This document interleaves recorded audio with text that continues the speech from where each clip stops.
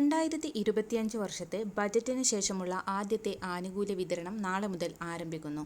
സംസ്ഥാന സർക്കാരിന്റെ ഏറ്റവും വലിയ സാമ്പത്തിക ധനസഹായം വിധവാ, വാർദ്ധക്യ, ഭിന്നശേഷി പെൻഷൻ ഗുണഭോക്താക്കളോടൊപ്പം അവിവാഹിത പെൻഷനുകൾ, കർഷക തൊഴിലാളി പെൻഷനുകൾ, സർക്കാർ സഹായത്തോടുകൂടി പെൻഷൻ തുക വിതരണം ചെയ്യുന്ന വിവിധ ക്ഷേമനിധി ബോർഡുകൾ വഴി പെൻഷൻ തുക സ്വീകരിക്കുന്ന ഗുണഭോക്താക്കൾ എന്നിവർക്കെല്ലാം തുക എത്തിച്ചേരും.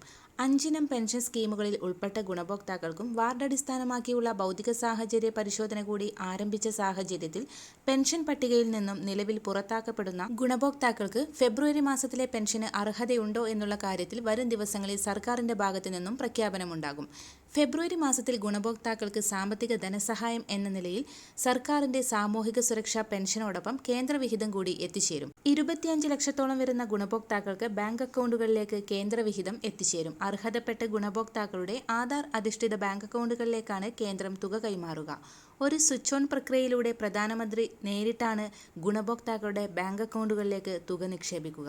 പ്രധാനമന്ത്രി കിസാൻ സമ്മാൻ നിധിയിൽ ഉൾപ്പെട്ട ഗുണഭോക്താക്കൾക്ക് 19ാം ഗഡുവായ 2000 രൂപയുടെ പ്രോസസ്സിംഗ് നടപടികൾ ഇന്നലെ മുതൽ ആരംഭിച്ചിരിക്കുകയാണ്.